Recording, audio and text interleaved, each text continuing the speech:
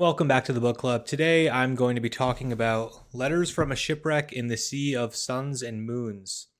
This is a book by Raymond St. Elmo. It's a self published book and one that doesn't have that many ratings on Goodreads. Raymond St. Elmo's written a bunch of books, and all of them have, maybe 100 or less ratings or reviews on Goodreads. And I've seen a lot about this author on the fantasy subreddit. I've seen the author themselves comment on some fantasy subreddit threads in the past, and so I've been interested in checking out some of his work. And finally, I snuck some self-published stuff into my slew of, big mainstream epic fantasy series that I still haven't read that I need to catch up on. And so I wanted to make a short video just about my thoughts on the book and maybe some similar books or like the most comparable books that I can give, so that people who in all likelihood haven't read this book will know whether or not they should check it out. So first of all, this book is maybe the winner of best book title in 2025 that I've read so far. I think A Memory of Light is a very significant book title, the last book in the Wheel of Time. But this is like the coolest aesthetic book title, I think, that I've read so far this year. So major points to that. That's one of the reasons why I chose this book of his to read. I know he also has some of his newer books are like Barnaby the Traveler and a few other X the Traveler books. I believe is like the latest series he's been writing. But this title stuck out to me, and so I was like, you know what, title seems cool. I'm going to give it a read. Let's see how it goes. And I think it went pretty well. So one thing is that if you look at the reviews for this book, they are all singing its praises, and so I kind of needed to know what this was all about. And something to know about the story here is that this is the story of a sailor who gets lost at sea and ends up on a weird island where there's a lighthouse. He's on this weird island in the Sea of Suns and Moons. It kind of takes place in the real world ish. It's basically like magical realism slash fantasy, where it starts off as mostly just magical realism and then kind of dips its toes more into fantastical elements. But I think if you enjoy magical realism, like some Haruki Murakami stuff, this might be up your alley. That's really the only magical realism type author that I'm aware of. So there's probably a lot more. Don't come at me. But also there's some like bizarre, weird fantasy stuff with dead gods and traversing through the underworld, and there's just the book goes a lot of different places, and so I think the number one similar book comparison that at least I've read that I could think of is The Library at Mount Char.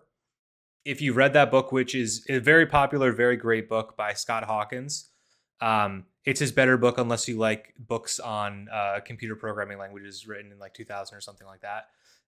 Library at Mount Char is an excellent book. It's also got this like weird, bizarre, like it's kind of in this world, but also very different from this world thing going on. And I think that's kind of a similar comparison here. Although I think plot wise and story wise, the Library at Mount Char is a little bit more horror focused, and this one is more.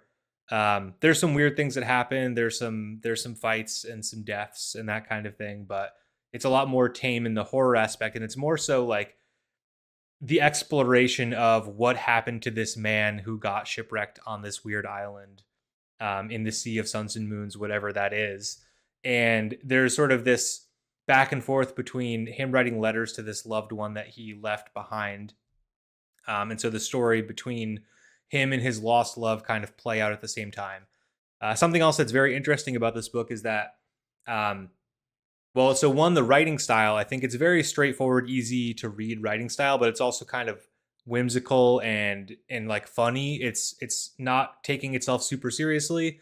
The main character, who you're reading from his perspective most of the time, is a failed poet, and so the way that the author writes him is kind of like, or maybe he's not actually a failed poet. He calls himself a failed poet. He is a poet, and so there's probably a lot of literary references I didn't pick up, by the way, in this book for people who actually know poetry, but clearly they were written in there for people who know. But the way that the character is written, he is kind of this like, lovesick poet, which is very, but like not super serious, kind of like in a funny way, which I thought was pretty fun to read. It's also a fairly quick read, so I think that's pretty good. But there's also a really interesting frame narrative going on, and this isn't a spoiler because it just you immediately start reading it within the context of this frame narrative. But somebody is asking this poet questions, and they're being answered, and so it's this like interview style. Um, and the question throughout most of the book is like, what is this? Like, what's the purpose of this interview? Who is the interviewer? And like, what are they after? And what is the purpose of all this? And so there's kind of this duality going on between the story that's being told and the frame narrative itself, which is kind of its own little twist and interesting tidbit. Um, and the story itself being told because of the frame narrative kind of is this like leapfrogging timeline where they bounce back and forth between, it's kind of like a ping pong. If you imagine the plot of the story along a point, it's going to be a great graph that I'm drawing just for you, not on the screen here, but just with my hands. But you kind of like read a little bit of the story and then jump ahead and read a little bit more and then jump back and kind of catch up and then jump ahead and read a little bit more and then jump back and catch up in kind of this like interview style thing where at first it's maybe a little bit confusing, but you very quickly pick up, it falls into this similar pattern where you kind of know like, oh, I'm going to jump ahead and then I'm going to hop back and kind of catch up to this point eventually and know how I ended up here. So it's not really confusing at all, except for maybe the first time that it happens. But I think that's a really cool way to have written the story, because I think if it was just written A to B to C to D sequentially, it would lose a little bit of the like mysteriousness and the mystique that I think is part of what the author's going for, and the reason like there's the frame narrative to begin with, and like this weird bizarre island and all this stuff.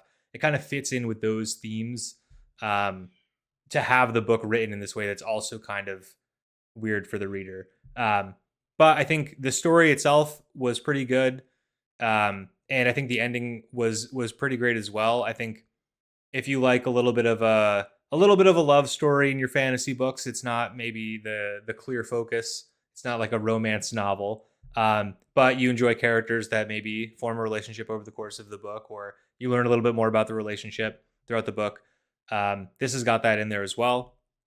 But overall, I think it's a very solid read from a maybe under talked about writer in the self-published world who doesn't necessarily get a ton of recognition on the mainstream YouTube channels, which this channel is definitely not. And so, given how few people view these videos, it's extremely unlikely that the intersection of Raymond St. Elmo readers and people that have stumbled across my videos on YouTube overlap. So I assume that probably nobody has read this book before. However, if you have, let me know in the comments below. Let me know what you thought about it, or if you've read anything else by Raymond St. Elmo. I'd love to know your thoughts if there's more books by him that I should check out. And I will do so.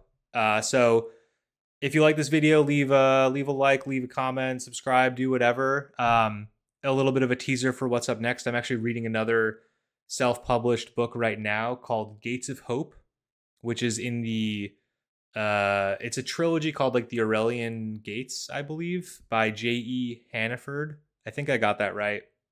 I'm about 25% of the way through that, so I'll probably wrap that up by the end of the week. Really enjoying that so far. There's also a second book out in that series, so I might jump to the second book if I like the first enough. Maybe I'll jump back to Live Ship Traders #2 in between.